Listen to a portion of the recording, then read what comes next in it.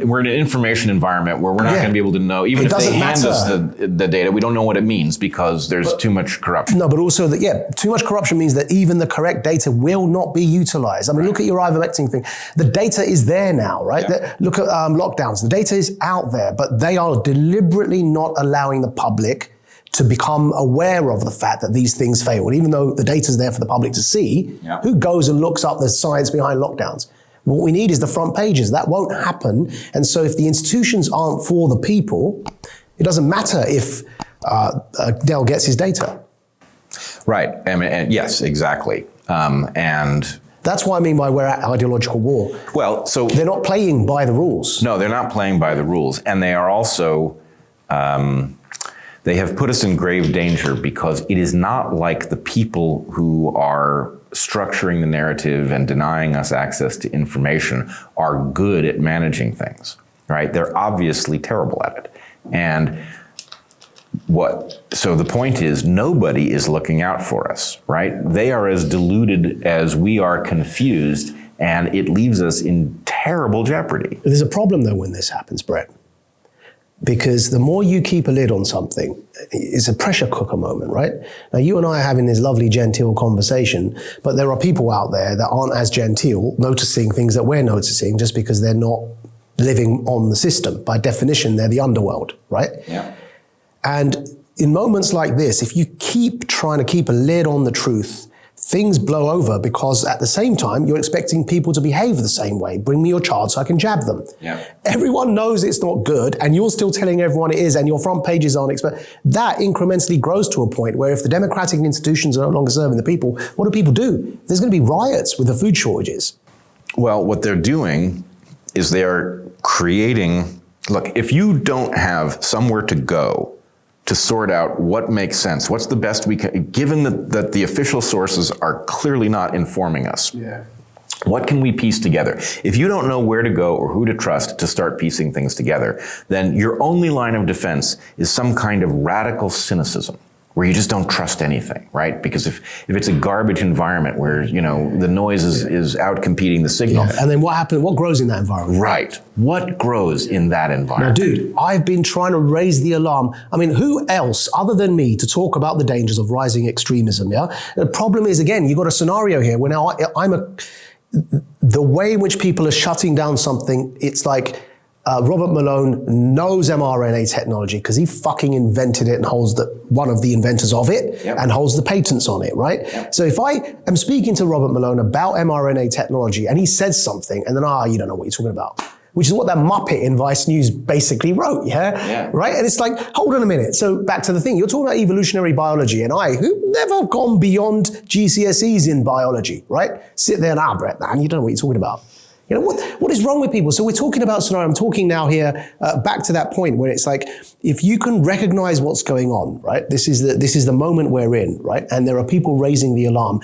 So why I'm saying all this? Extremism is, I know it inside out, okay? It's why fucking prime ministers called upon me to speak to them about it, right? Tony Blair, David Cameron, President Bush, sat there like this talking to them about extremism. And look, that's not because I was born into the right family and because I have wealth, right? They were obviously not calling me because I'm their uncle's cousin's niece, right? They're asking upon me because I had something to say on the topic. I still have something to say on the topic. It's a problem. It's going to rise because of this that you've just identified. And they're not listening. Right. But if they're not going to listen to Robert Malone on vaccine technology, they're not going to listen to me on my analysis of the dangers of rising extremism. What is going on? Well, that's it. I keep, every time I stumble onto the same set of things from some new angle, it's the what the fuck is going on moment, right? It's like, how crazy would you have to be to run these risks? Now add to that, right? So this is when I say we're at war, but this is what I mean. So the only thing that makes sense is in a war, you do not listen to your good people that understand what they're talking about because everything is weaponized.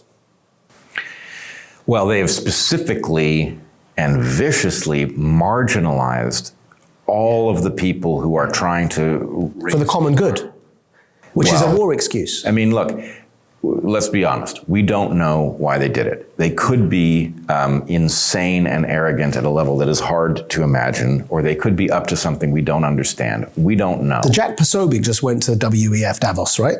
I don't know if you see his Twitter account, Jack Posobiec. He's the former US Navy intel officer. And WEF has a police force.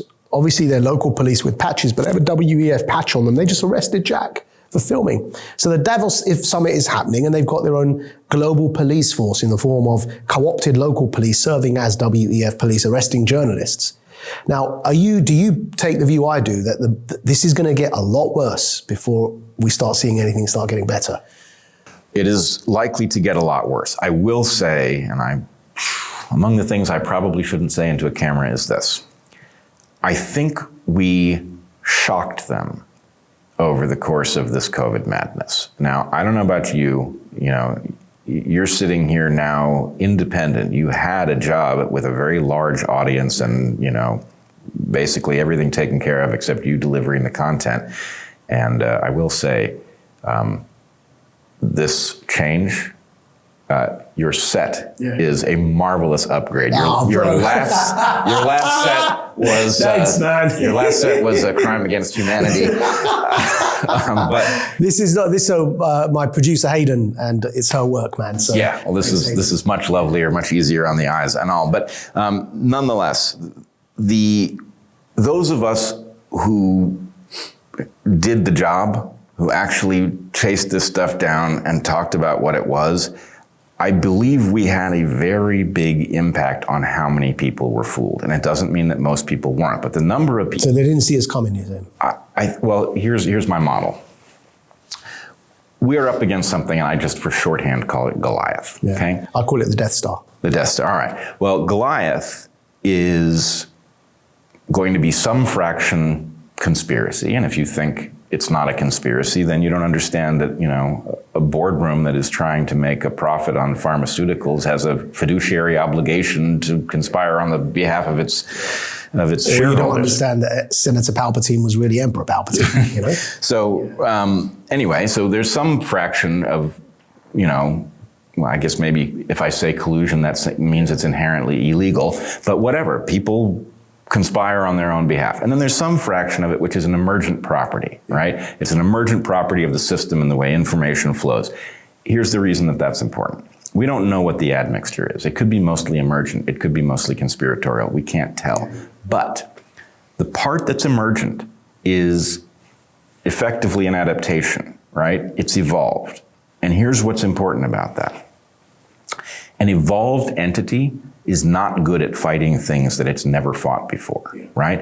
And that means that is where you should always... That's why guerrilla warfare succeeds. Right. So this thing is very powerful, but it is inept at fighting things it doesn't understand. Yeah. You know what it doesn't understand? It doesn't understand Joe Rogan, right? Maybe it does now. But the point is, a massive number of people having a conversation that isn't on television, that can go on an hour, 2 hours, 3 hours at a time, that involves people who have escaped academia and are capable of speaking directly to the underlying biology, people who have escaped extremism and can speak to the psychological dynamics in play. They weren't counting on a high quality conversation to break out anywhere and to reach lots of people who were trying to figure out for themselves what the hell was going on, right? So I do think the cost was incredibly high, right? You got bounced out of your secure position.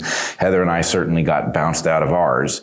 And, even worse than that, losing half our income to YouTube's arbitrary censorship garbage, was the slander that has been directed us and has directed us still, right? My Wikipedia page is a monstrosity. And, it means that, YouTube got in the way of our ability to earn, and then our ability to earn outside of YouTube is compromised by the fact that people who might want to advertise on our channel are going to go there and they're going to think, what the hell is this?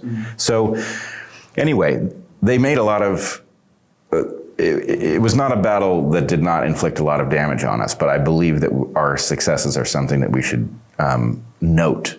because we're going to have to learn for the next round. So they didn't see us coming. I agree 100% with that. Now we are seen.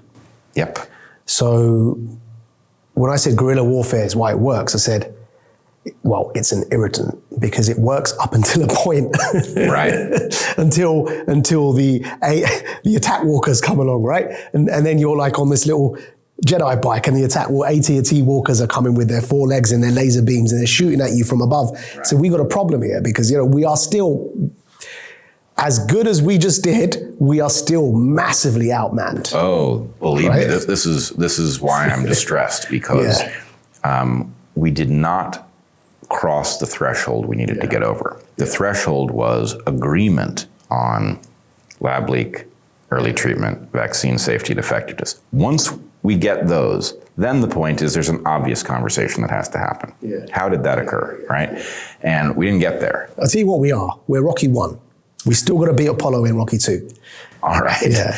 Well, all right. That's sort of hopeful because as I recall, it's been a long time. Yeah, but he I think wins it worked in the end. out. He wins that's in the good. end. Until they start making Rocky 6, 7, 8, 9, it just gets silly. Yeah. But 1 and 2 were great films. And it's a great film anyway. But I think I give these film analogies because not everybody, people sometimes think it's serious topics. It's good to keep it light for people to understand as well. And I think that gives hope because we are outmanned. There's a huge, huge problem out there, which is far bigger than you can take and I can take on our own or even combined, right?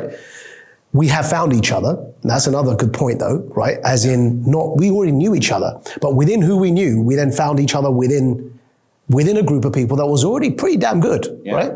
Yeah, so that's an advantage because again, back to the relational thing, there's nothing more powerful than a relationship that is based on an ideal as opposed to material value that can expire. I think that's true. I think we need to learn some of the lessons, You mentioned a point about collaboration or remember when we confederation. Confederation. Yeah, talk about that a bit. Well, I think we are all of the people who do have good instincts about seeing through the nonsense all have the same fatal flaw, really, which is that they tend to be more lone wolf, right? The way you end up with enough independence of mind to spot the nonsense is something that causes you to be a little less, team oriented. Yeah. And the problem is that we need to make teams that work. And so we don't have that skill set in high enough concentrations.